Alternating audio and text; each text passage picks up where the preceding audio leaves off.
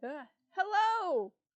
Hello out there. We have, back by popular demand, Regina Sanders is back. Oh my gosh.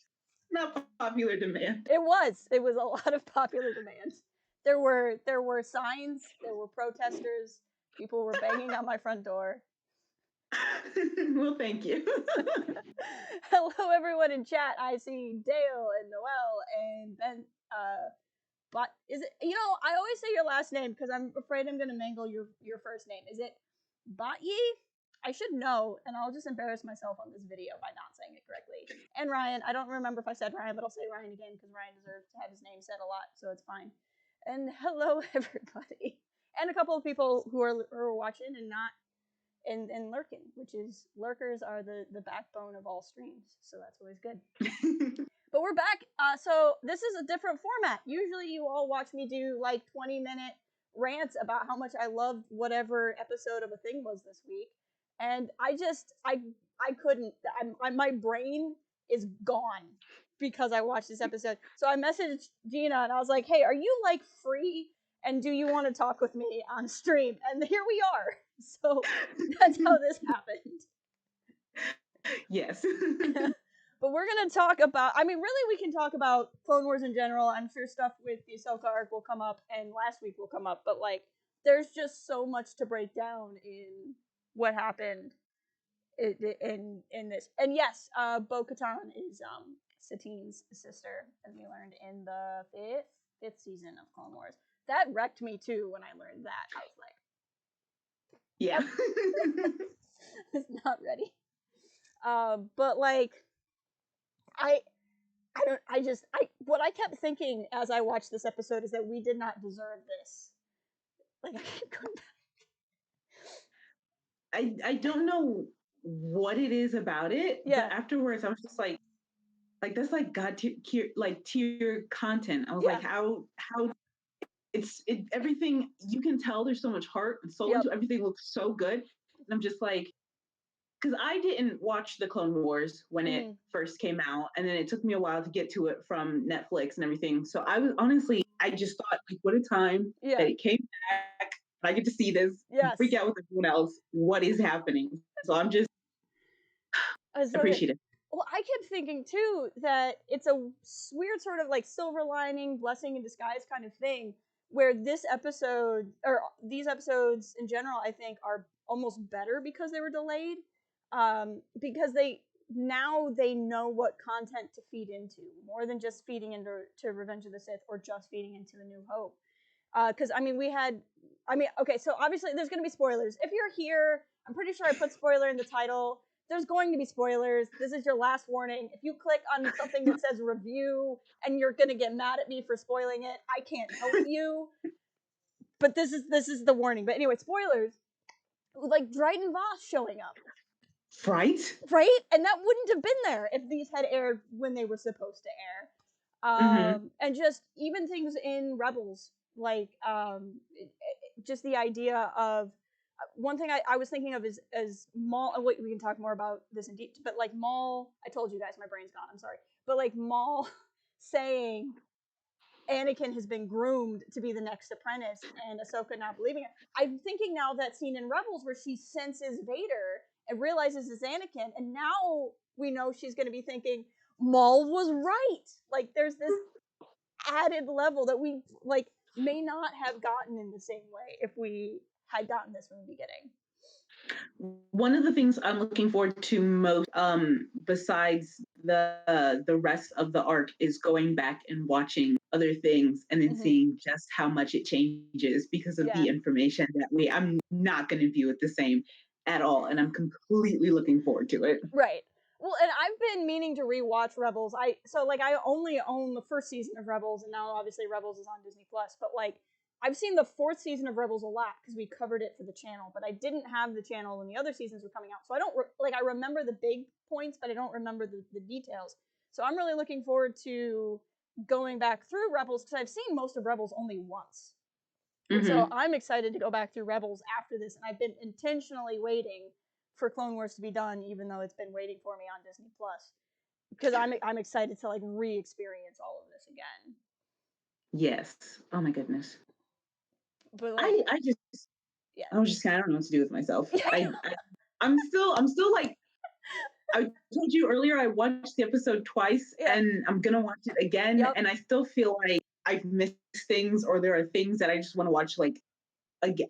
My brain is mush. Yeah, I know. So so I jotted down some things like I would normally do if I was doing a recorded review, and they're mostly in chronological order. So I'll kind of like, if it helps, I'll hit off of one of my broken sentences, and hopefully I'll remember what I meant by it. Hey, Coach Chris Geek. Yes, right? Wow. Like, that's why we're doing this live, because we can't right now.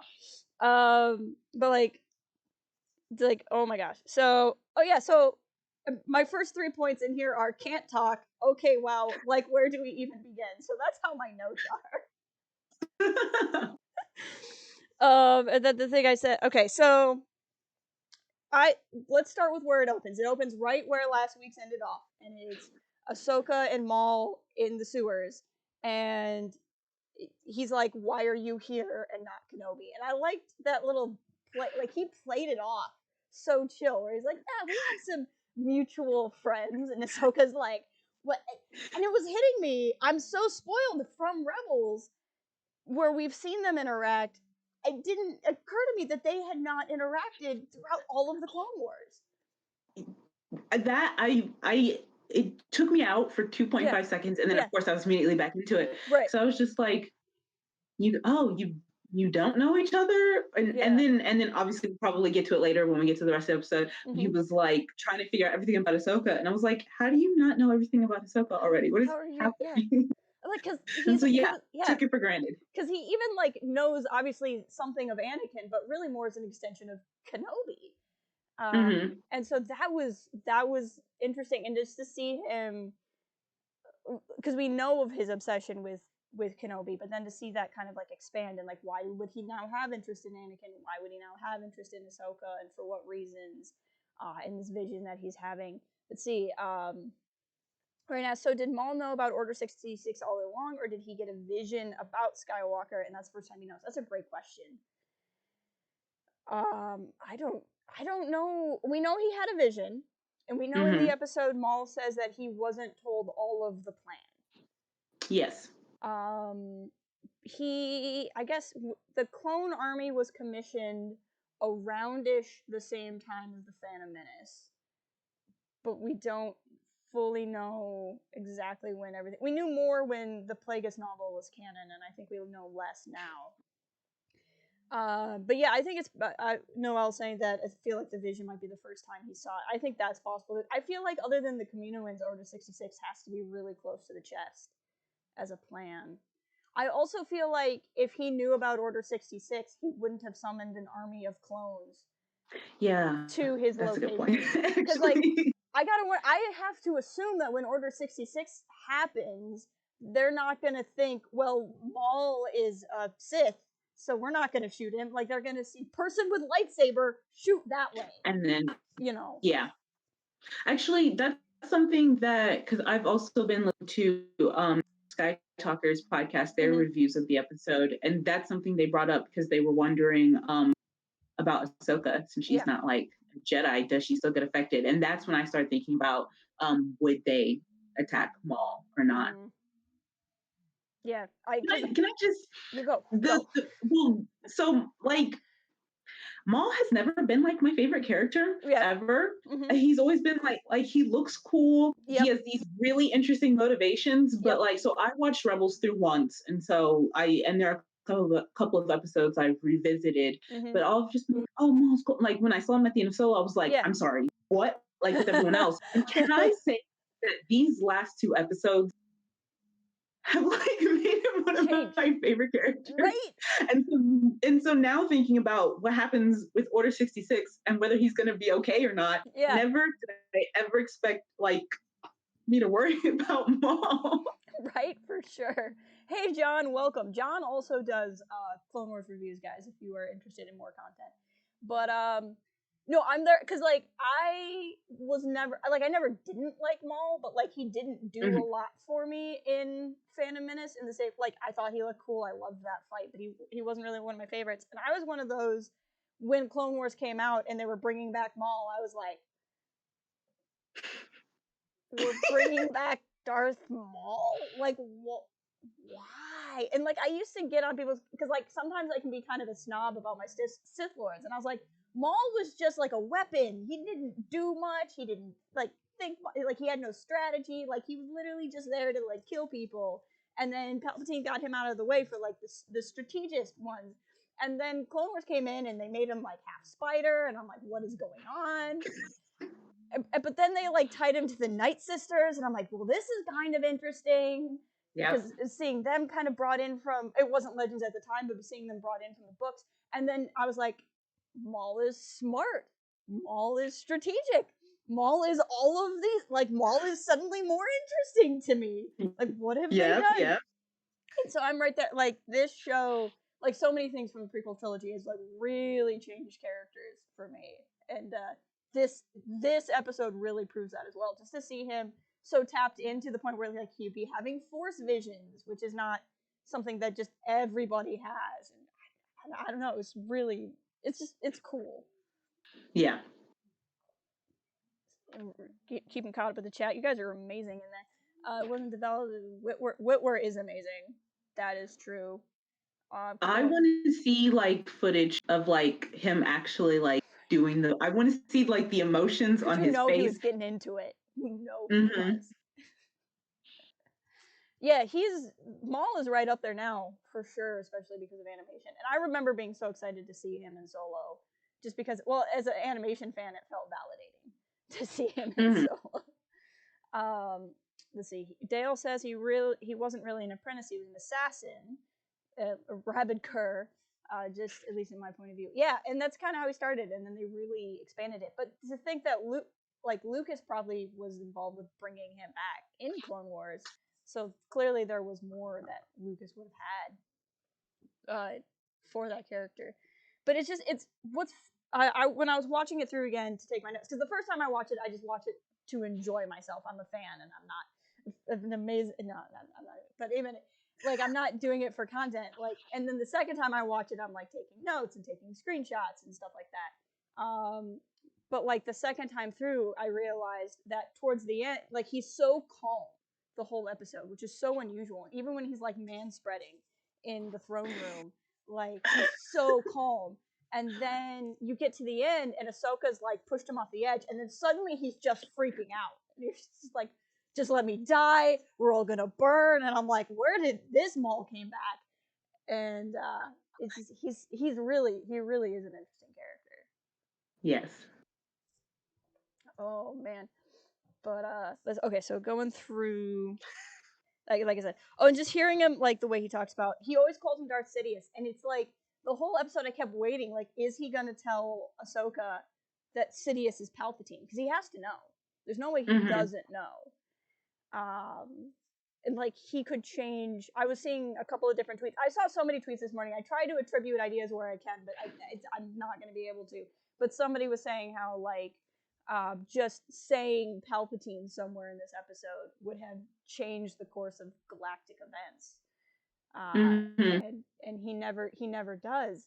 And I kind of wonder, like, is that out of some sort of respect still for Palpatine? Is it because he doesn't want to show his hand? Like, he has this weird Sith relationship with Palpatine where it's like he wants to both kill him and be completely subservient to him at the same time. It's just really wild. I feel like at least a tiny percent of Maul still feels like if I'm still good enough or I'm still successful enough, maybe he'll, take me back, like me, include me in plans more. And so he's Darth Sidious for this moment because one, I'm respectful, and two, I'm not going to mess up any plans he has because I still want him to like me. And the other thing I was thinking of was when Obi-Wan tells Ahsoka that Anakin was on his special assignment. And as soon as they were talking about it, they were like, he's had his power for too long, etc. I was like, so she gonna put that together? She gonna figure it out? I've connected to that. I wouldn't. But yeah, I thought if there was a moment where they're going to be like, she could be just Palpatine or anything like that, I was like, it's going to happen there. And then it didn't. And I was like, does that mean a bigger reveal? are they just not going to know, but we as the audience aren't good? And that's the other thing I was reading about, because we all know what happened. And so the suspense and all that has to come from somewhere else. And I think that's one of the things that contributes to our, edge of seat feelings, because like we know everything. Yep. And they like know nothing. Yep. And you just want to shake them and go, look. It's right in front of you. You have to understand. But you're absolutely right. It's that, I think it's dramatic irony. I'm trying to remember my English classes. I think it's dramatic irony where the audience knows and the characters don't. But it gets you. And like that's how a really well done, like that's the difference between something that just is a prequel and something that's a good prequel. And a good prequel is the one that like makes you want to reimagine scenes. Like I'm never gonna watch Revenge of the Sith the same way again after this. Exactly. And like that's when something like that is doing its best. But I agreed with something you said, and it floated away. But it'll probably come back eventually. It'll come back. But whatever it was, I agreed with it. Thank you. Oh man, but no, I think with Maul, it's almost like he's hit this point where he realizes he's never going to be Palpatine's apprentice again, especially because he realizes. I kept thinking of like Doctor Strange, we're in the Endgame now, like it was just like a perpetual that moment, and it's like he wants to take Anakin away from Palpatine to like be that one last see, it should have been me kind of thing. But for him to think that way, it's like, what would Maul know about a chosen one prophecy, and what would he believe of that if he knew about it and that sort of thing? That's a really good point. See, that's where like I want to go back, want to rewatch more things, because and that's I think the other thing where it's like, okay, you got to get your timeline straight, because like we've seen Rebels, we've seen all these things in the end and all these whatnots, and so that I think that goes back to the point that we were talking about earlier. It's like, oh, he doesn't know who Ahsoka is. He still has to figure that out. Where I'm just like, okay, but what exactly would he know? Because the whole time when he was like the plan, the grand plan, I was just like, how much of this plan do you know? Why are you? He's like, I'm on the outside. I played my part, blah, blah, blah. And I'm just like, but how do you, when you were a spider and you were screaming and you were like, your hate was keeping you going. Is that when you learn? When did you learn about the plan? What was going on here? Did you find a lost PDF in a trash bin that wasn't erased? Like, what's going on here? Is he secretly on the trust tree? Is Darth Maul secretly on Dave Filoni's trust tree? Not anymore. Well, actually, maybe he is, because he didn't reveal the plan. So, like, so far he's been better than anybody else in Dave's trust tree. Who would have thought Maul would be the most trustworthy person in Star Wars galaxy? He can keep a secret, let me tell you. Oh no, I was thinking too. Shadow says Maul probably knows. Also, welcome. Maul probably knows everything from the beginning. Well, probably not everything, but I think it's very probable that he knew a lot, even in Phantom Menace. But there, I remembered the thing you were talking about, where what Ahsoka knows and when, and seeing Rebels. I've been trying to rack my brain if Ahsoka knows Palpatine's identity, and I'm thinking back to like the World Between Worlds episodes where Palpatine shows up and he's tempting Ezra, and it's Palpatine, and then Ezra is like aware, obviously, that there's Sith things. But I'm trying to remember. This would be easily solved by watching the episodes again, but I'm gonna wait another week or two before I do that. But that's the kind of the thing too, and I think that's part of what adds that tension you were talking about, is like I want to know what the characters know, because it's, for some reason, it's important to me to know. Right. Yeah. Oh, but yeah, I think she knows in the novel. Yeah, the novel's in an interesting place right now, because like Siege of Mandalore is talked about in the beginning of the Ahsoka novel, and it's just like a couple of pages. And what we saw today already overwrote some of that. Some of that was already overwritten with her lightsabers being blue and not green. but like that doesn't really bother me, because it would be one thing if this arc fundamentally changed a book that was already out, but if it's fundamentally changing a memory over the course of 2 pages, like I would rather have good Clone Wars episodes than it stick to a novel that was written. And it's, you know, it's not really a slight to E.K. Johnston, because she would have just been given a summary by Dave Filoni and written that. It's not like, you know, that was the heart and soul of her Ahsoka novel by any stretch. So like, it doesn't really bother me. I'm chasing rabbits, but let's see. Mom knows everything, the basics of that. Yeah, if she, Noelle says if she didn't, then she definitely figured out during World Between Worlds. Yeah, that's what I figured too. Ahsoka realized who he really is during the Declaration of the Empire. That's probably true. That's a good point. And welcome back, Caleb. Just finished. Wow, yeah, like call back, call forward to Ezra versus the Emperor, exactly. But yeah, no, it's there's a lot. There's just a lot. That whole scene in, what is it with Star Wars and throne rooms? I don't know. I don't.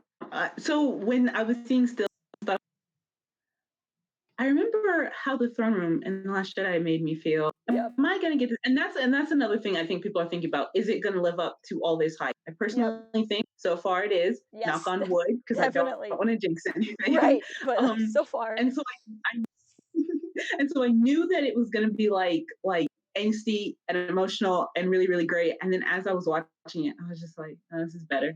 This is better than anything my brain could I mean, I'm just sitting there and I'm watching like Ahsoka Tano and Darth Maul fight in the throne room of Mandalore, as there's like Mandalorians versus Maul Mandalorians and clone troopers that are basically Mandalorians, and so it's like this 3-way Mandalorian fight, like this weird pseudo civil war. Like there's just, I don't even know what's going on, and like I can't.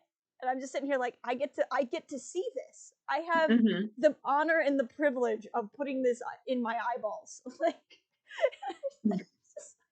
I was gonna say, so we were talking about this before we started the stream, but I woke up sick this morning. I woke up at 3:06 sick, and then as I was like dying, I was like, I'm gonna get on Twitter and just scroll through Twitter, and then I was like, but what about Clone Wars spoilers? And it was like, oh yeah, there's an episode of Clone Wars. So like I have like my phone in my hands as I'm like trying not to die, and I'm like, oh, look at what Darth Maul is doing. And I'm just like, take his hand, Ahsoka. Take his hand.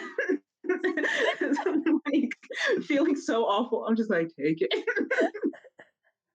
And it just like, and part of my mind immediately went to when I first saw The Last Jedi in theaters, and I was like sitting there with my popcorn, and I was like, take his hand, right?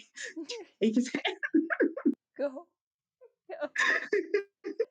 Also, thank you, The Shadow, for your subscribing to the channel. It means a lot. Let's see. The action in the episode was insane. Yes. And then John wondered if the real reason Maul sent the Mandalorians to fight was not to give them a glorious death in battle as warriors, but to thin the ranks of clones. Well, he definitely, I mean, he was just sending them for the plan. I mean, he says his whole plan was to create a big enough reason to bring Anakin to Mandalore.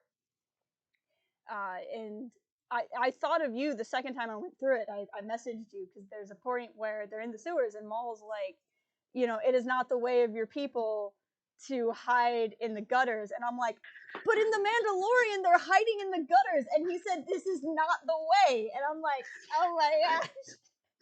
Dave Filoni! Dave Filoni! What are you doing? Don't you just love when things connect and whatnot? So as I said, like before, when I watched it the first time, I was sick. And then when you messaged me that, I was like, okay, second time around, let's see it. And then I heard it and I was like, and now it's immediately time to rewatch all of The Mandalore. What has happened to this people where they're hiding in the gutters? I need to know. And that's another thing that, well, I was just saying, it's another thing that's really, really good about the current content we're getting. Because the first time I went through, when I first watched all of, you know, Star Wars like movies and then Clone Wars, Rebels, and all that, I did not care about Mandalore. I did not care about Mandalorians. And now here we are, starting in like 2019. Me just like, these people are my heart. What is happening? Maul is my heart. What is happening? Also, thank you, Matt, for the subscribing recognize your name from the Twitter. I have Star Wars characters that pop up. So the first one was Obi-Wan, and it said hello there. And then this time it was Krennic, and it said we're on the verge of greatness. And they're randomized. And what's funny is I have this set up. I'm not very good at OBS, which is the program I use for streaming. So sometimes I'll be streaming on my other account, but this audio is still up. So somebody will subscribe on Port Haven, and it will pop up on my Yoda Power stream. And I have to pretend like it's that stream in the moment. I don't know why I do, but I do. And I'm like, nope, somebody just subscribed to my real channel, but it's fine.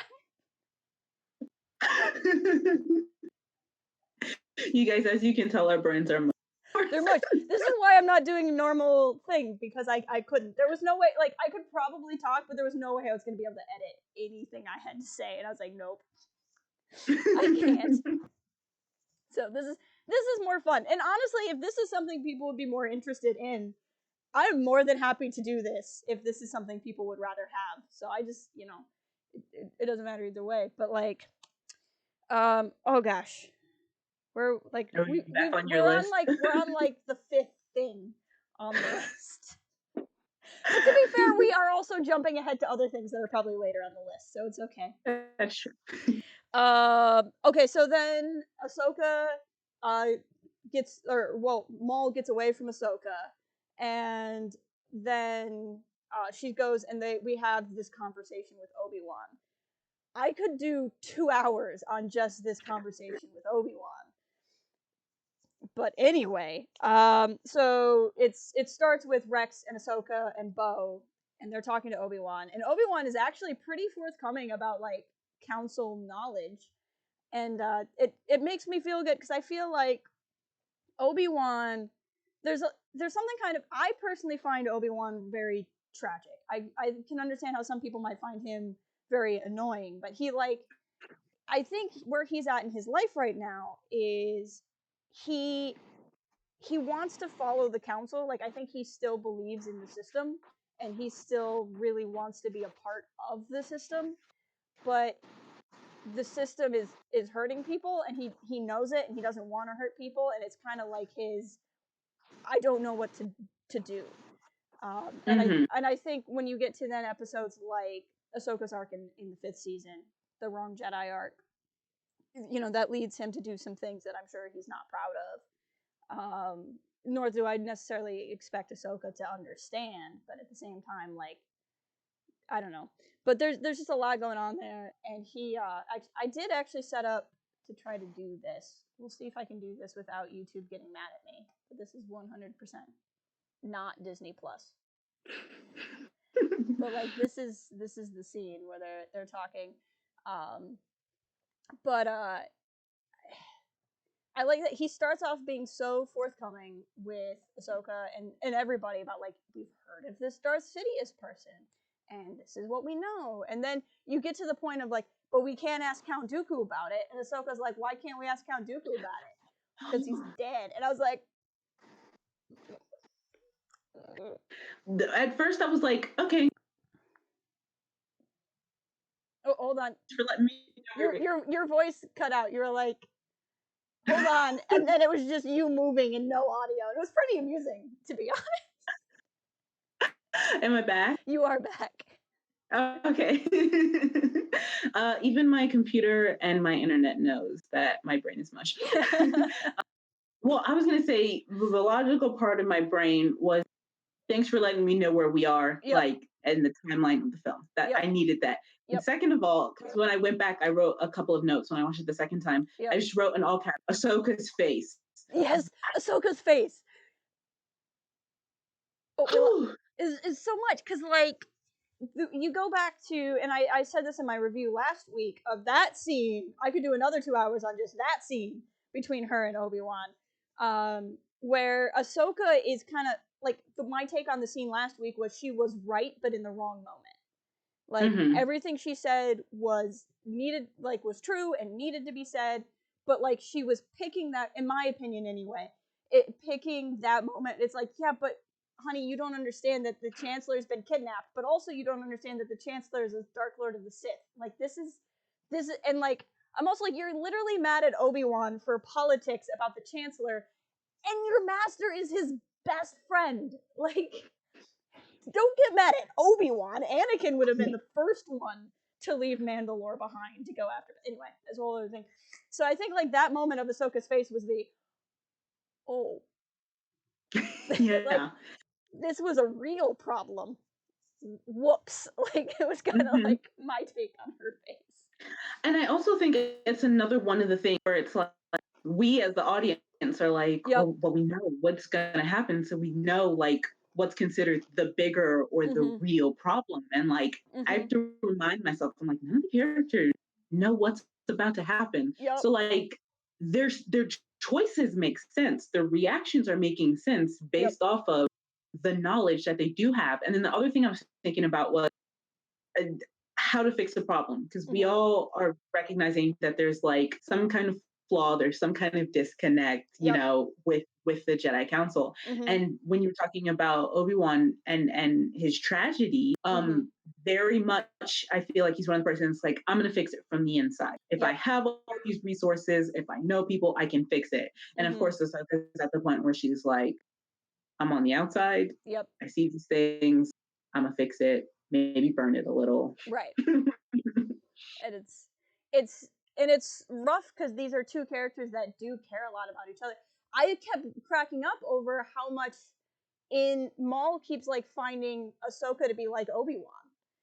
You know, and like when she's sassing him in their fight, he's not like, oh, you know, but I mean, of course, he doesn't know Anakin, so he wouldn't know she's like Anakin. So there's like that extension of like how much did Anakin get from Obi-Wan. But like, I wonder, like, does that sting when Maul says, you know, you're like, you have Obi-Wan's arrogance, which she does, by the way. Like, how much is that just a gut punch? But she like keeps it together in that fight. I love her comeback. Like, there's a lot of things about me you're not gonna like. I'm like, oh, this is the Ahsoka I wish I knew was coming in 2008 when I met you, because I would have reacted very differently.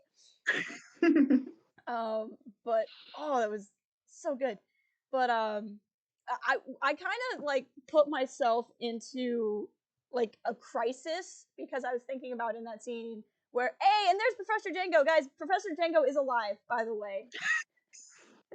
Don't worry, he's fine. He's there. He's in the chat. We haven't gotten. Well, take our word for it. We're not feuding. But I worked myself up into like a crisis, because like Ahsoka is almost word for word what Anakin says in Revenge of the Sith. And she's like, "You're asking him to spy on the Chancellor?" And she's like, "He's a mentor and a friend." And I'm like, Obi-Wan literally just heard the same words from Anakin. And if you remember in Revenge of the Sith, he's like broken inside when he hears those words from Anakin. Hears them from Ahsoka again. And just to me, the idea of, again, here's the person who was just mad at Obi-Wan for going off to save the Chancellor, but now she's like, don't be mad at his friendship with Anakin. And it's like, is she looking at the mentor-mentee relationship between Palpatine and Anakin as like more significant than the one between Obi-Wan and Anakin? I mean, maybe, probably not, but at least at that level. Will I ever not cry over Obi-Wan Kenobi? I know, I don't think I will ever not cry. So like, this poor man, in what, like 5 minutes, has had the two most important people still alive in his life, still alive, by the way, in his life, be like, hey, the Chancellor of the Republic is more important than you who raised this orphan boy. And, oh my goodness. And it's just like, what is this poor man? And he's just like, well, the council is not always right, so if you could talk to him, that would be great. And I'm just like, well, and I felt like so much like conflict, like in those like line deliveries, because it's like he just wants to fix it, and he just wants everything to be okay, and nothing's going to be okay. Poor man. Django says, I'm just on special assignment to spy on the Chancellor. Oh, and he goes, you could tell Obi-Wan had a bad feeling about Dooku being killed too. I really appreciated that, because I think he's like the only one we've seen who thought Dooku being dead might be a bad sign. And that, I think that was, I mean, I think that's telling Obi-Wan's like aware, like something bad is going down right now. The understatement. Right. Understatement. Something bad is about to happen. He's just perpetually that guy who's like, something bad's gonna happen. I'm gonna try to fix it. Whoops, I made it worse. Like that's stupid. I do have a question for you though. Yeah. So there's this moment right before he's about to leave, and she's like, "Tell Anakin," and he's like, "I will." And I said, "Tell him what?" It's right up there with like tell Finn. Tell Finn what? I'm just like, Like what what? is it And with it's Star not Wars? gonna get. And like we have all of these really important, like, or we have all these like not super important backstories, and then you tell me like what? I'm just. Is that? Are we gonna see it like in the last like 2 episodes? What? Probably not. Am I never gonna know? Am I just? Never. Is that just gonna be a thread that a comic picks up later? Am I gonna start reading comics? Is this what finally drives me to the comics? Is it this? Is it this, Dave? I just want to know. I assume she wanted to tell Anakin something about nachos. You're probably right, Django. It was. That's exactly right. I don't have to read comics now. Thank you. I'm just kidding. Comics are great.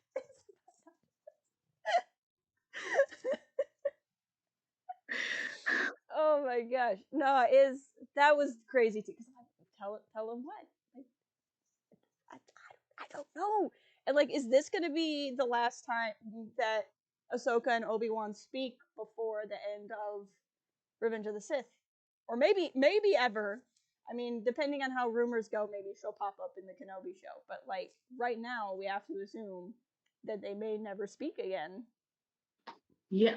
Well, also, this is me like not spoiled, but also trying to figure out like where everything's gonna go, because when it was canceled and all these things, and Dave was like, "Here's a story I wanted to tell," and got the Ahsoka novel and all these things like you mentioned. I didn't pay attention to any of that. Right. So I have actually like, and I don't look at the like the previews for the next episode or anything. Yeah, I don't either. So I walk into every single one of these episodes as blind as you can possibly be.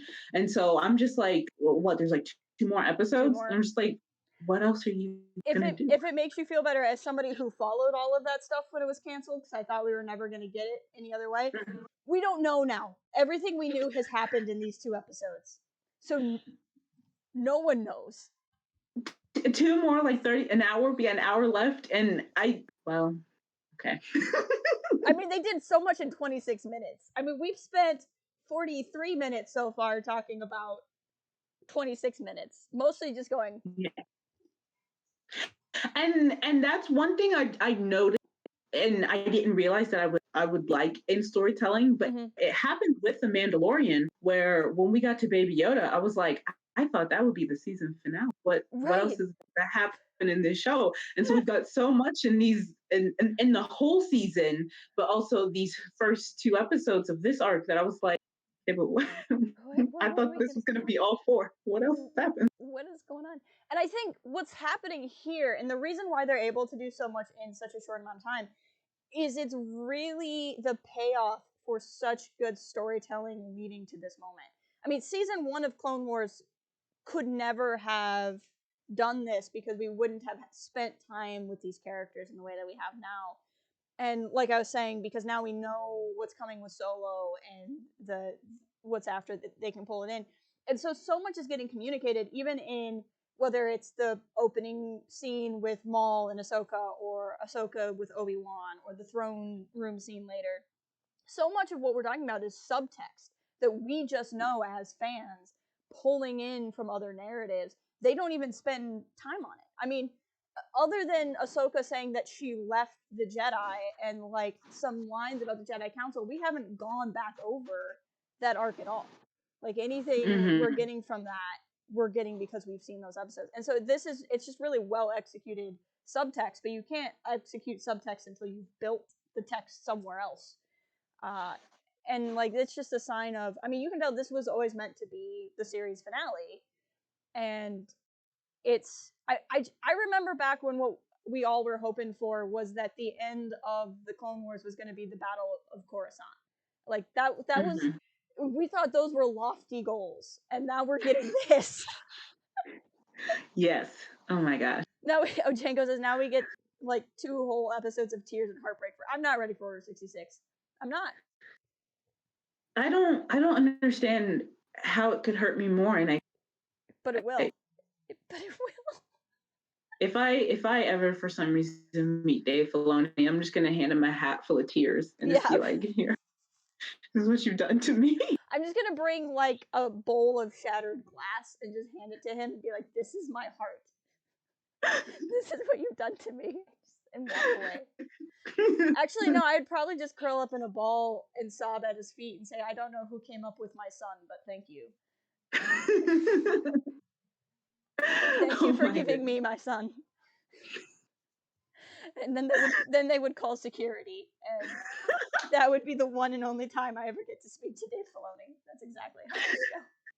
I feel like that's the best possible thing that could happen. That's the best way I can envision that happening. Dave's is like, "I don't know who your son is." But whoever your kid is, he's not mine. Oh my God. Sorry. No, it's okay. It's the laughter that's hiding the pain from the episode. Ryan says, do you think we'll see Vader in the suit in the Clone Wars or Anakin in the Jedi Temple? I wonder that too, because I think we're gonna stay with Ahsoka for the most of what's going on. I think we could see snippets. I think she could be sensing things through the Force, but because we're staying with Ahsoka, I don't think we can see too much of Vader because she doesn't know about Vader until Rebels. Now that doesn't mean she can't see Vader in the suit in a vision somewhere that would stop her from seeing Anakin. But I don't think she can see Dark Side Anakin unless she thinks she's seeing like a projection that Maul is giving her or something that would cause her to not believe it. So we might I don't think we'll see it in I don't think there'll be a whole episode dedicated to it or anything. But it would be a rare cutaway from Ahsoka's perspective, which we really haven't done a whole lot. Yeah, we've done some. I think if anything, it's going to be something that's super ominous to her, but like we know. So it's like someone mentions something where like to her it kind of feels like a throwaway. It's like, oh, that doesn't like that's bad, but we'll get to that later. There's more pressing things, and like us as viewers are going to be like, no, that's about Anakin. And so I think that's probably what it would be like. Yeah. I think we might see Ahsoka getting Obi-Wan's holocron message. Yeah. I know. That was my reaction when I thought about it too. I was like, how complicated of a feeling is that though? Because like Ahsoka's feelings right now are so fascinating to me as somebody who I adore the Jedi. I tend to be a Jedi apologist. I get like I have to like put my phone down when I start seeing all of like the anti-Jedi tweets on Twitter, and I'm like, people are allowed to think it. It's fine. Just move on. It's okay. But I understand that they're flawed. It's kind of like, you know how like your family can be really screwed up and annoy you, but if somebody else says something about your family, you're like, shut up. Like that's how I feel about the Jedi. I know they're messed up, but I don't want to hear you tell me that. Exactly. It's kind of how I feel about it. But like as somebody who feels that way about the Jedi, Ahsoka is so fascinating to me because she really was burned hardcore by them and has every right to be upset and angry and hurt and have every feeling that she has about them.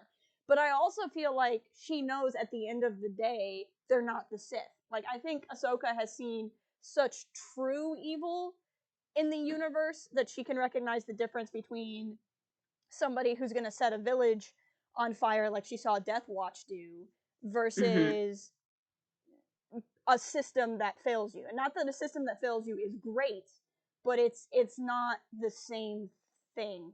And so like she would still have that kind of sadness, I think. I think Ahsoka would be sad if the Jedi fell away. I think she wants the Jedi to be better, not that she wants the Jedi to end, if that makes sense. Yeah, and I think all of that is why I think when oh, not Anakin, but Obi-Wan, he admits, he's like, the council isn't always right. I think that's one of the things that makes that whole entire encounter and that one line really so heartbreaking, because it's like they're not always right. Yep. We're trying our best with the information that we have. Yep. We can all sense something bigger and way more terrifying is coming. We're trying to protect people, Yep. and it's not working. Yep. I really liked Maul's his like rant in the throne room where he's like, you're, you know, the time of the Jedi is over and you're acting like, you know, you can still stop this or whatever. Because I've been with Django when we were doing our lead up to Rise of Skywalker streams. I've said that I think the Jedi, like the die was cast on them in Phantom Menace. That I don't even think it was like the start of the Clone War. I don't think they had a chance in Revenge of the Sith. I think, like, even though the future is always in motion, like short of things that were just really, really, really improbable, there was no way they were digging themselves out of that hole. Even as early as the Phantom Menace, I don't think the Sith would have revealed themselves unless they were absolutely sure of their victory. And so, hearing Maul say that made me kind of think of that too. And I just think like, you know, Ahsoka is now at this point of like she got out, but now there's all these people that she still cares about that are like still there. Yeah. Well, actually, and I feel like, so I don't just Hold on, kind of there. you garbled a little bit. Start over. Oh. Well, I was just gonna say I don't dislike them. Yep. I don't hate the Jedi. Yep. I'm not like super like pro Jedi. They're just kind of there for me, and That's then I fair. latch on specific people. That's fair. But I just think of, and a lot of this episode just reminds me of The Last Jedi. And so I think of any time someone said that the Jedi should end or the Jedi should be over. Yep. And I think about the ending of The Rise of Skywalker and having Rey, and what do like the Jedi look like going forward and getting the High Republic. And I'm just like, so what do the Jedi look like when they're like at the height of their power and everything is going like wonderful? And then what are they going to look like now? And just hearing all of these things are like feeding into my larger picture that I don't normally think about. It's I'm really excited to see where things go, especially because even in Legends canon, as the Jedi kind of would get wiped out and started over again, they almost always look the same. Like even old school Old Republic, which is kind of getting replaced. Don't tell anybody, but it's kind of getting replaced by High Republic. People just haven't come to terms with that yet. You know, like in Legends, the Jedi all kind of always looked like the Jedi and had kind of the same principles. And then it was really Luke's Jedi Order that was kind of different because the Jedi could get married. But even then, that was like the only real difference. And so I'm really interested in, like, we see the Jedi of the fall of the Republic, and we're going to see the Jedi of the High Republic, which will, I think, become the Jedi that we see in the fall of the Republic. But then what does Rey decide to do? Because yeah, Rey has Luke's journals, but like, I think, in my opinion, a lot of people, I have a very different opinion of the Rise of Skywalker than most people, so that's fine. Very few people will agree with me, and it's okay. But like, in my opinion, the point of the end of the movie is that Rey is going to be that person that's going to kind of like change up the Jedi, or maybe even take them back to what they were supposed to be from the beginning. Even that line of where did I hear what the High Republic, Old Republic thing in my heart, not from anywhere, but in my heart. If the Old Republic is about or if the High Republic is about the expansion of the galaxy, it's supposed to be like the Old West. They're discovering like the expanded regions of the galaxy. Then you therefore cannot have a highly civilized galaxy 4,000 years prior to like the Old Republic, unless there was also a dark time where people forgot maps between then and the High Republic. So I think it's replacing the Old Republic, but they don't want to tell anyone that yet. It's our secret. But that's where I heard it, in my heart. We're just as trustworthy as Maul. We should be on the trust tree. I had a vision, and it said that everybody was just going to be really mad. Yeah, that part didn't make sense. Yeah, exactly, because I think they're going to change it up. Anyway, I think still if following the anyone should take anything away from this stream, that Maul, Gina, and YB are the most trustworthy people in the Star Wars galaxy. It's true. We're all the trust the three tree. of us, and I we're just our want own trust tree. Mm-hmm. We'll that'll be good. About the discovery. Yeah, sorry I'm late. Hey Neil, welcome. It is an honor to have you in the chat. Good to see you. And but yeah, the real reason why I can't tell any secrets is because I can't focus long enough to really form more than one thought at a time. And like the amount of times this stream where I've been saying something and halfway through I've gone, I don't remember why I was saying this, but I feel like I'm on a roll, so I'm gonna keep going, has been a lot. Oh my gosh. What point are we even on? Oh, I don't know. Let's see. That makes it even better. Then we got to several points that are just me typing out quotes. I did that too. I was like, the whole time I was on my phone, I was like, keep up, Gina. Good things are being said. And you're just transcribing the whole episode at that point. Okay, so we had Tell Anakin, I will. We talked about that. And then it's Maul interrogating Jesse, which I missed Jesse became an ARC trooper, so I'm a terrible fan, apparently. But they were like, the ARC trooper Jesse, and I was like, when did that happen? What? Okay. I mean, great, but like, when did that happen? I guess his armor in Bad Batch makes more sense now, but like, when did that happen? But so then he's like, I'm gonna get the plan, and it's the only plan that matters, and Maul is just like going off in his own place again. Oh, and then we go to Ahsoka and Almec and Bo-Katan in the jail, which felt very Attack of the Clones. Where it's like getting shot at the last second. Also, that music when he dies saying Skywalker. Hey Jay, welcome. Yes, we did catch Dragon Boss's cameo. Oh, and that reminds me, Django asked a question a while back. You may have asked this earlier, but was losing the sabers a way of keeping the Ahsoka novel saber stuff canon? No, because I don't remember. I read the book like 2 years ago, reread it 2 years ago ish.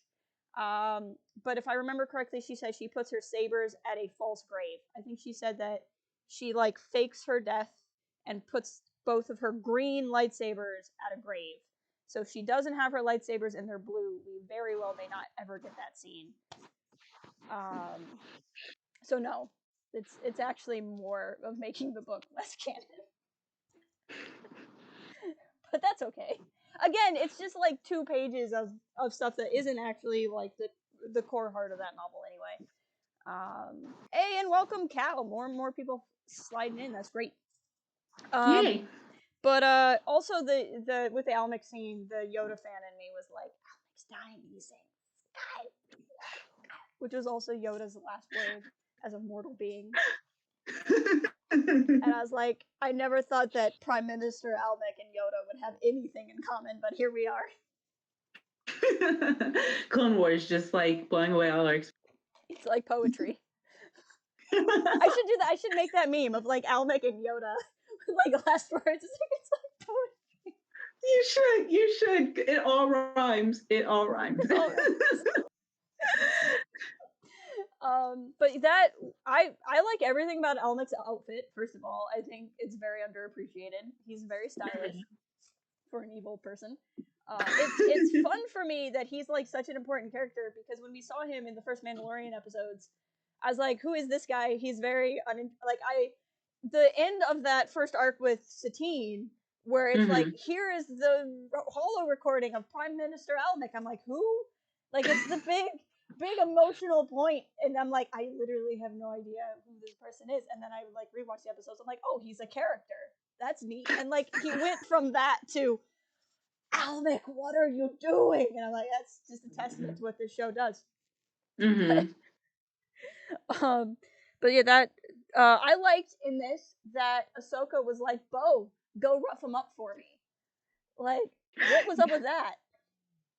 I absolutely loved it. In fact, I wrote down as my like, oh, look at them like playing off of each other, any strength and things. Actually, one of the things that I thought about was actually the MCU and the Winter Soldier. Yeah. When it's like, oh, you're Captain America, you're not gonna do that type of thing. Because like, Right. even though she's not like a Jedi anymore, we see it in Yeah. her like walkabout episodes. They're like, you still act like one, and you Yeah. still have some of these thoughts because it's how you grew up. She's like, but rough them up. And I'm just like, I love this. I love everything about this. Well, it's again, it's just so many ways in which she's like Anakin, because we saw Anakin do this several times throughout this show, and I wonder if, like, I want to see her wrestle with that, and we really haven't had time because she learns that Anakin becomes Vader in Rebels, and then she like disappears into the world between worlds for a hot second, but we don't know that's what's going on. By the way, there's also Rebel spoilers on this stream. Sorry. It's too bad. It's been out for years. We have to talk about it. And then she like sneaks away into the triangle door, and then we see her as Gandalf, and like there's just not a lot of like. But I want to see her like wrestle with, I'm so much like Anakin, and like look what happened to Anakin. Even though like there's never a point where you're like, is Ahsoka gonna turn to the dark side? There's that one time in Mortis, but like other than that, but I still kind of want her to think about that. If that makes sense. No, I think that makes complete sense. And I especially think for me, whenever I watch the Clone Wars, actually, it's actually anything probably Star Wars. What one of the things I think is the most interesting is when people like you have good and you have evil. And Yep. my favorite parts is when like whoever's sitting at these polar opposites kind of Yeah. I'm just gonna flirt with this side for a second. And so that's very interesting to me and seeing people's reactions. Say what they do. The episode Cal says the episode did a great job of capturing dark atmosphere, Revenge of the Sith, and somewhat like KOTOR 2. Kinda, yeah. But it really is bringing in that feeling. Like, my heart was racing during the throne room fight, and like when the glass breaks, and I'm like, even when I was rewatching it, I was like, what's gonna happen? Even though I had just watched it, I was like, what is it? So good. The next thing in my notes is in all caps, Bo Katan elevator. Oh my goodness, yes, my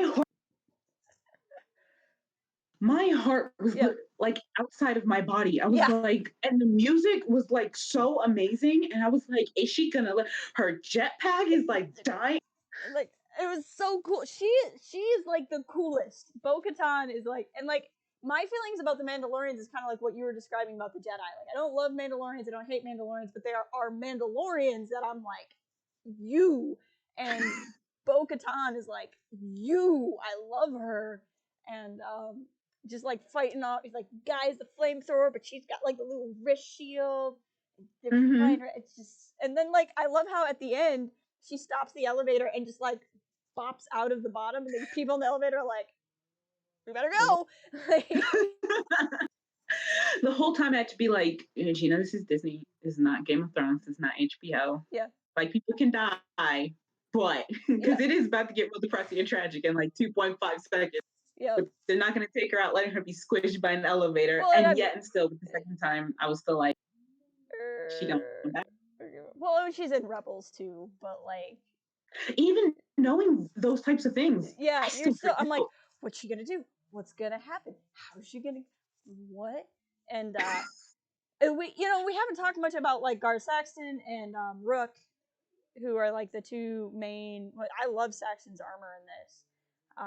And he's cool because he became a bigger player in Rebels, but he is definitely born out of Clone Wars because he's in the for comic readers, he's in the Son of Dathomir comics, which I kind of reread before we got to this arc, and so that was just cool to see him like then know that he pops up in Rebels. I agree with the Shadow. I hope Bo-Katan is in The Mandalorian. Like, we're gonna talk about characters who should show up in The Mandalorian. Like, get Katie Sackhoff first of all, because she's like Starbucks, so she can do it. And then Neil asks, is there window insurance in Star Wars? Because a lot get broken. a lot of so many. Just like I feel like if I had a business in the Star Wars universe, it would either be for prosthetic limbs or windows, because either way, you're gonna make a lot of money. You really, really are. And the other thing I was thinking, I was like, everything has to be so dramatic, and everything about that was like the So correct level of drama. you know, it's funny because Jedi are supposed to be like, you know, they're in the brown robes and they're supposed to be like monks, and so many of them are just so extra, like just so extra. And then in Maul is just like, you will notice me because I went my whole life not being noticed, and so you are gonna be aware that I am in this throne room. Honestly, when they like walked in and how he was sitting, I gasped. I Yeah, I was audibly like, gasped. I was like, I heard his voice and I'm like, wow, okay. It was so good, so good.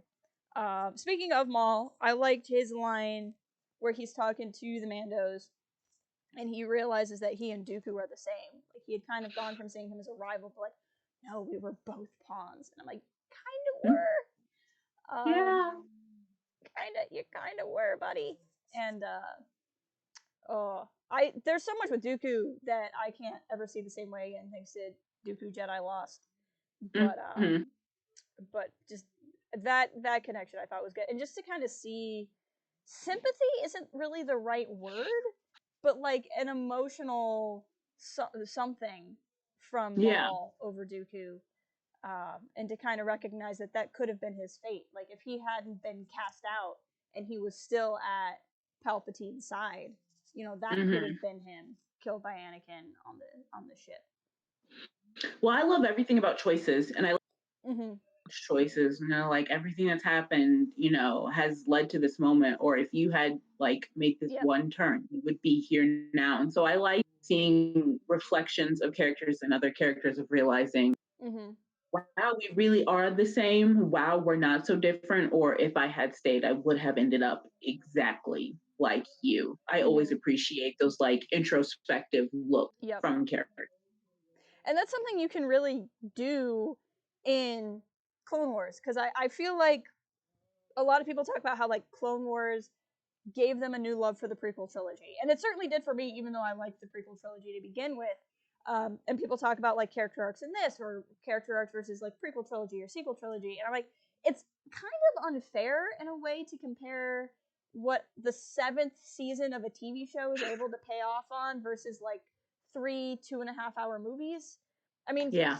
the entire sequel trilogy is like what, shorter than the first season of the Clone Wars, which is wild to think about, but it's true.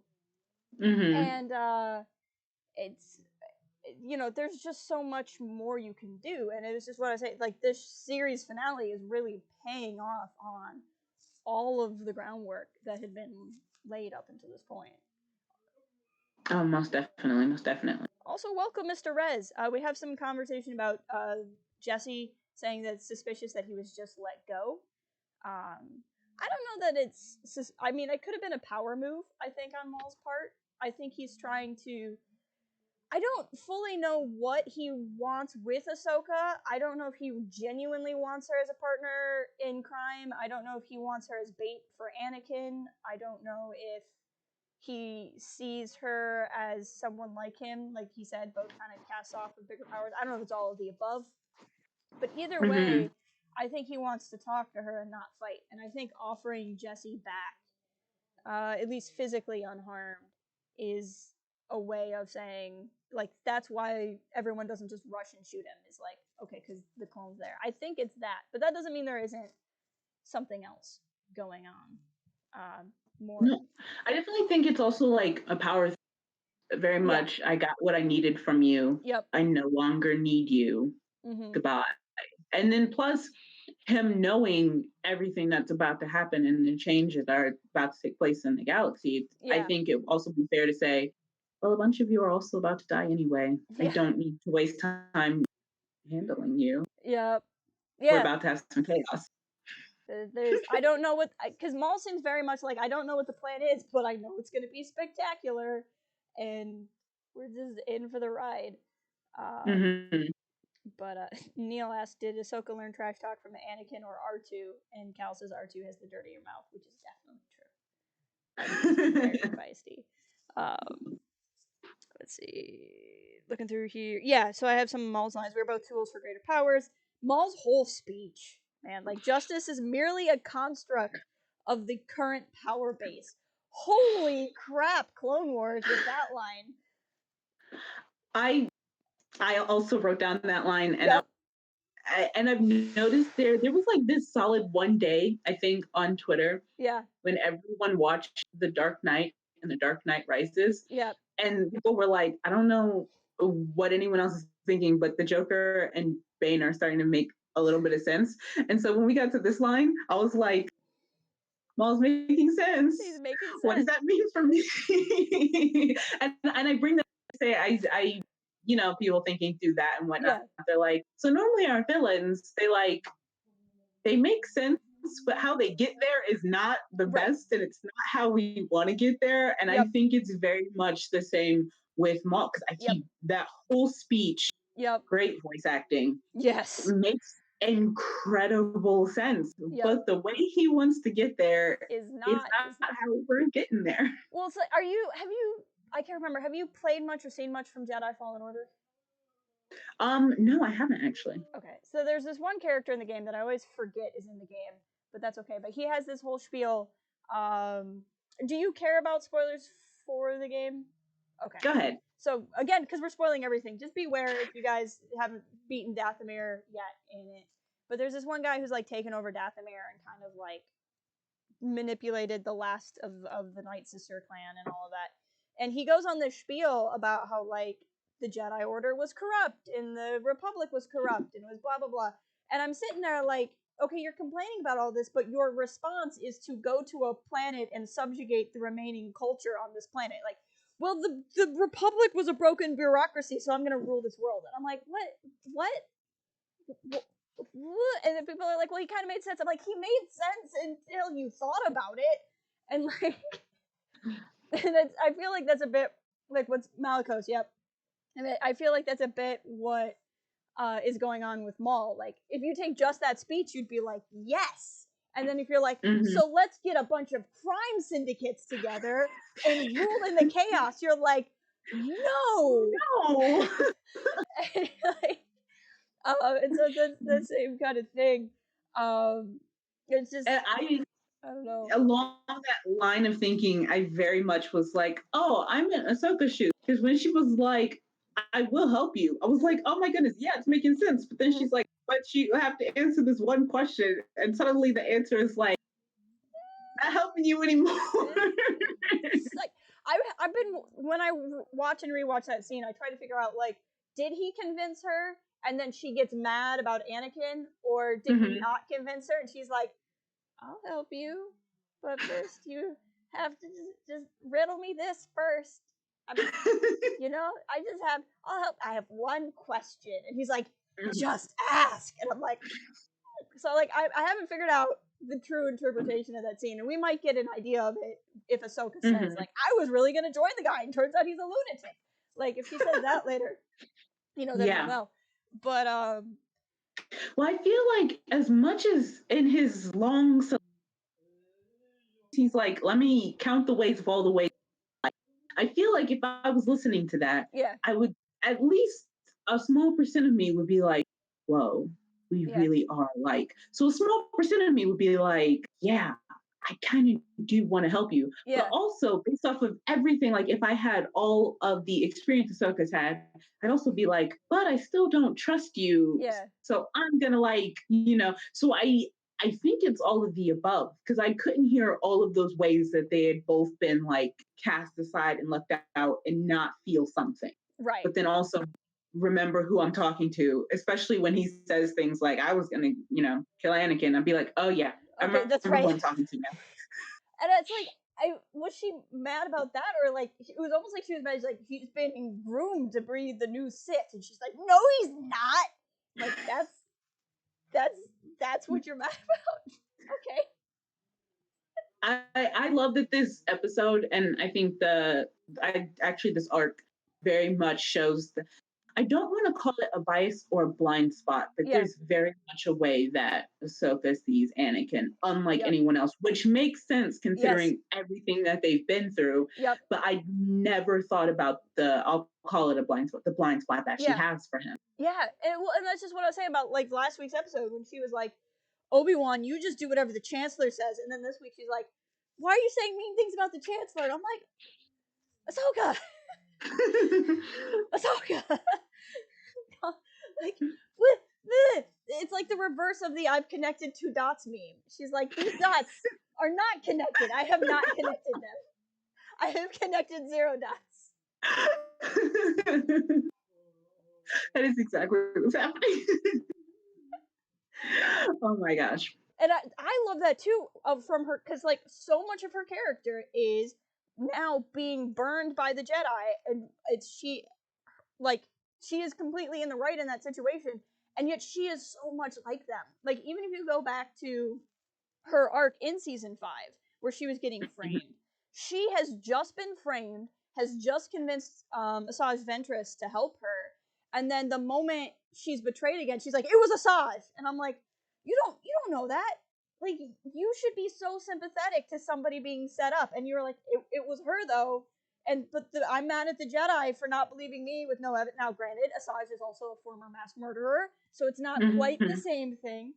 But it's so interesting to me to watch her, and it makes sense. She was raised by them, so of course she would have the same flaws. I could, to go back to the family analogy, I could be mad about something my family does, but then still see myself do it because it's the behavior that's been put into me. Well, and that's one of the reasons I think the walkabout episodes were so important. I'm not one. Well, okay, so Rebels is what taught me that nothing is filler. Right. Absolutely. And so that's one of the reasons why I think we had to have all of those episodes, that because especially when you have like being reminded that this order is who raised Ahsoka, because when Maul starts going through all of their similarities and things, I was like, she very much could have turned into this. What stopped her? And then I remember when she's with, Rafa and Trace, and I'm like, oh, that's exactly why she's not like Maul. Yep. It's a very similar path, but it's a very different person there for sure. And I agree. My argument, anytime somebody tells me like an arc in the Clone Wars is a filler, I'm like, the Clone Wars is filler.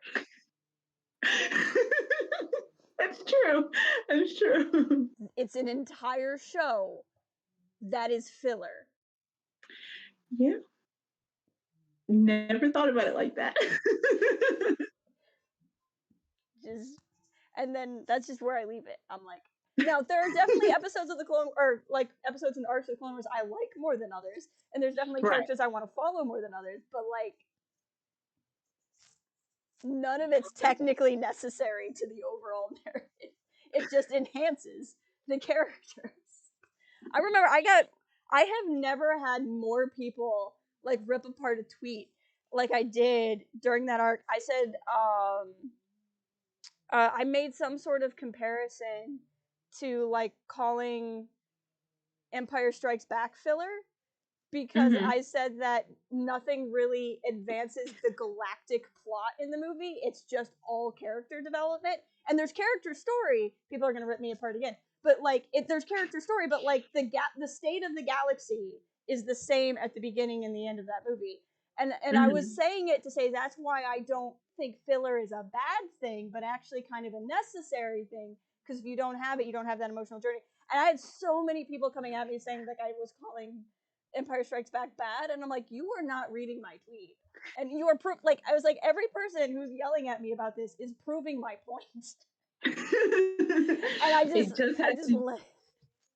I was like, it had to be one of the most beloved trilogies, one of the most beloved movies that you had to make that statement about, which I agree. I'm like, no, I kept responding to people. They're like, how would you say? I'm like, where did I say filler was bad? And like, no one had anything to say to that. I'm like, tell me where I said filler was a bad thing. I think filler is necessary. Without it, What I then pointed out is when you have something that's all story, no filler, you have the Rise of Skywalker. And again, no one had anything to say to me. Oh my god! Oh my goodness! I wish I can find. I don't think I can ever find that tweet again because I muted it because I was just getting so tired. And I don't mute tweets, and I was just getting so tired. I was like, everything I have to say is in the comments already. I agree, John. Too many people use filler as a slur, and it's not like it's without it. You don't have the time to know your characters or have character growth because you can only grow so much as a character while you're like shooting at things. So you need that time. But yeah, and that's how I felt about the Ahsoka arc prior to this. Is like, did it change the state of the galaxy? No, but Ahsoka is arguably like the main character of the series. The only other argument you could make is like the clones because they're in the title. But like Ahsoka is like the big thing. Like she's been the marketing figurehead of the show since it started. And so to say like we can't spend time with Ahsoka, and like there's so many arcs I wish we could see. I like at the end of the day, I'm more bummed that we only have 12 episodes than I am about like the episodes they picked. If that makes sense. But like I'm just happy to have them. And I'm really just happy like it makes sense in hindsight because if you look at, this is kind of off topic I guess, but if you look at like Bad Batch, yeah, Bad Batch was about the Bad Batch and it was about Echo, but it was also about Rex. And Rex is a big part of this arc and he's going to be a bigger part, I'm sure, as the Order 66 stuff happens. And so, you know, was I kind of bummed that we got Bad Batch even though I'd already seen the story rails? Yeah, but I wasn't mad because I enjoyed the episodes. But thinking about it as these are episodes that are about Rex and setting up who Rex is as a character, and then Trace and Rafa episodes were about setting up where Ahsoka is, and then who do we have in these final episodes? But like our two heroes are Ahsoka and Rex, and so that like the arc choices make sense. The only other thing they could have done is added another arc that is what was adapted into the Son of Dathomir comic, and then that would hit all of the big things before we get there. But that comic exists for people who read comics. That's the other thing we get from the stream. Gina doesn't read comics. I love this. Anyway, next bullet point. Next bullet point.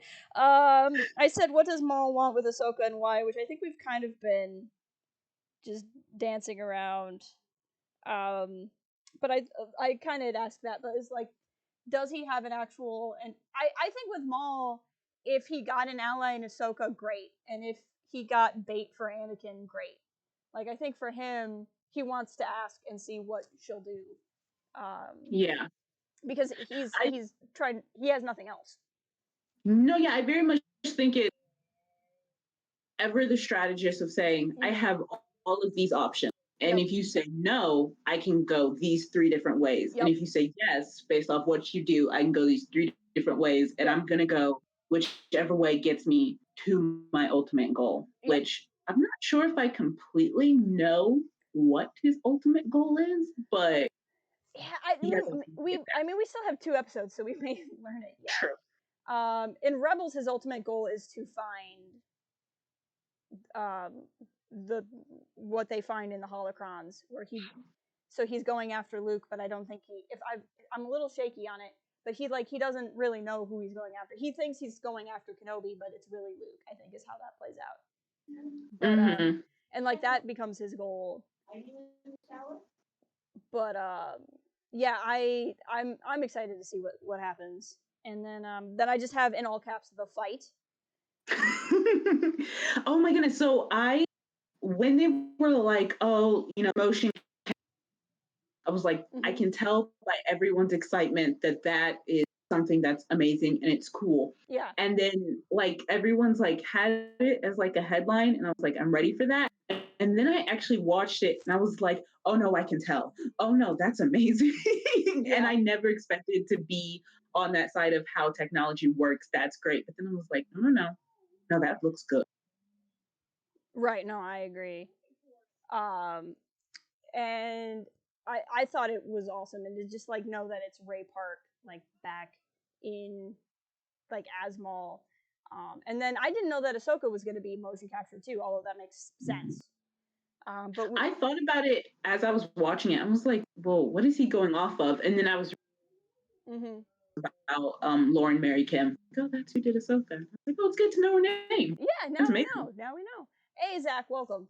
But yeah, I don't know. I thought it was like I said, my heart was beating, and then to go to the second half where they're like on the heights, like on the beat, and I was like, oh man, like it's and well, and then once again to know that they both survived, and to know we have more episodes, but for me to still be like, are you gonna fall? Yeah. What's gonna happen? How are they gonna do this? How are they gonna get out of this? How is she gonna stop him? And of course, she ultimately is able to stop him because all the clones show up, and he is surrounded. But then he slips into that madness, and when he slips into the madness, that's when she's able to stop him too. Which is, I think, one of the things about.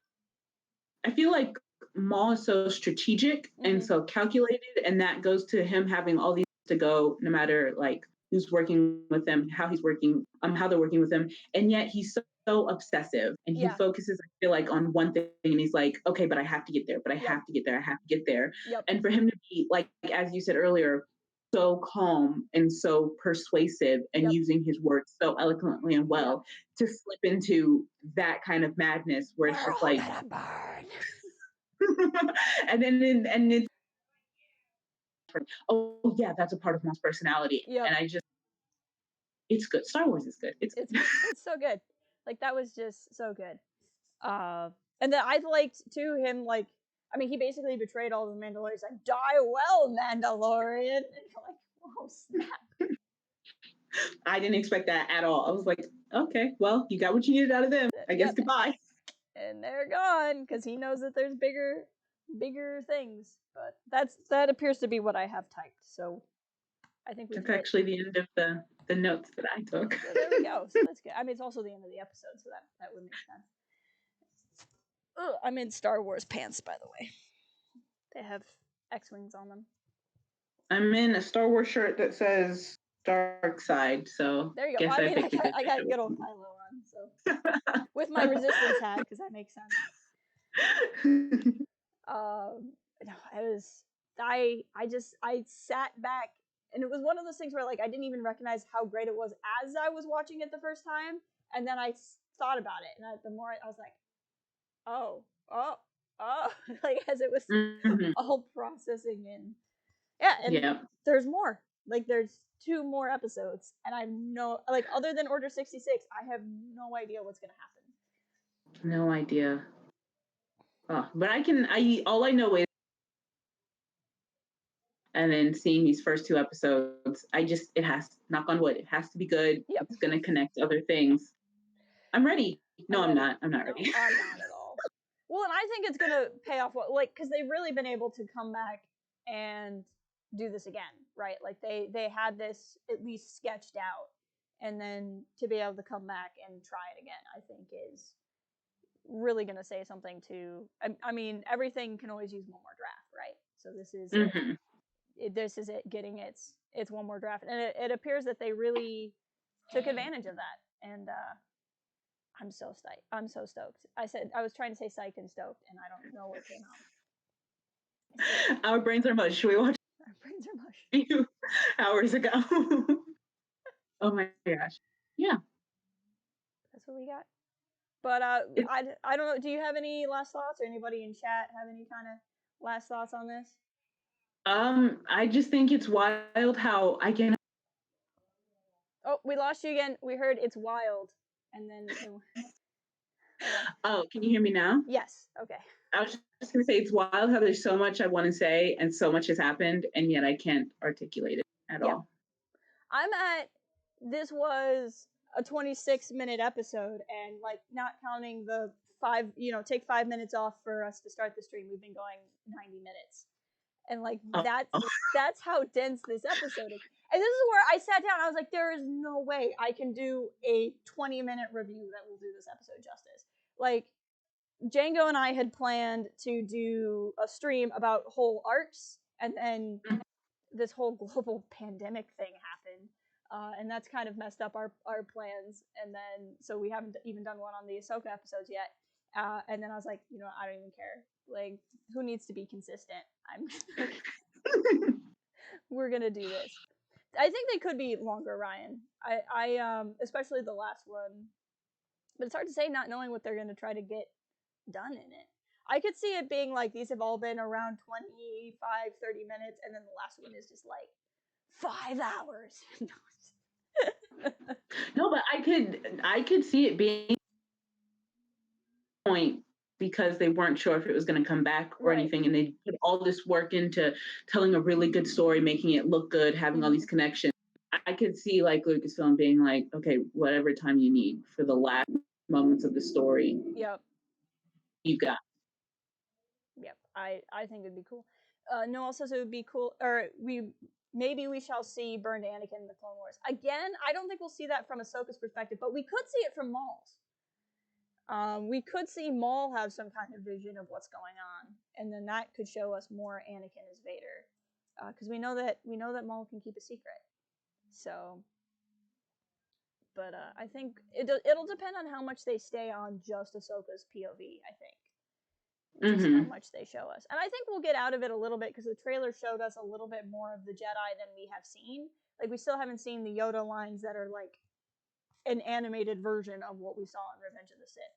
So I think we'll see some stuff that's not Ahsoka's point of view, but I don't think we'll spend too much time away from that because we've seen Obi-Wan and Anakin's point of view in the movie. So I think we'll see other points of view to the extent that it provides context. Do you think Anakin and Ahsoka will actually speak one more time? I don't know, because isn't there in a while, but isn't there a line where she's like, the last time I saw him, he was rushing off to save? And I've been seeing that, and but I mean, like, you know, Dave's really good at getting around things, so you know, the last time she saw him. That's true. That's true. You know what? There could be that kind of gut punch of like, it's still true, but like, you know what? Okay, yeah, they're gonna probably see each other some other time. They're gonna want to rip my heart out just a little bit more. Dave is really good at finding ways around canon just to make you feel bad. He's very talented at that, so I wouldn't rule it out. Nope, I wouldn't either. I would never underestimate Dave Filoni's power to make me sad. But yeah, I think that's what I got. I hate to end the conversation, but we've been going 90 minutes. So. Understandable. But thank you guys for watching. If for some reason you have not liked the stream and you're watching, please like it. It lets me know it helps me know how many individual viewers there were, because every time, like, it's a whole bit, like, I can know how many of you were really here. And that means a lot. But thank you guys for watching. Thank you, Gina, for hopping on the stream with me so that I could have somebody else to have a mushy brain with. People are saying next week. I mean, I'm not going anywhere. I'm also not, because we're all supposed to be, staying inside unless we're essential workers. So. Exactly. So there you go. But we'll see. But we'll go ahead and call that, and there'll be something about Clone Wars next week. We'll see what it is. But thank you all so much, and have a good day. Bye. Bye.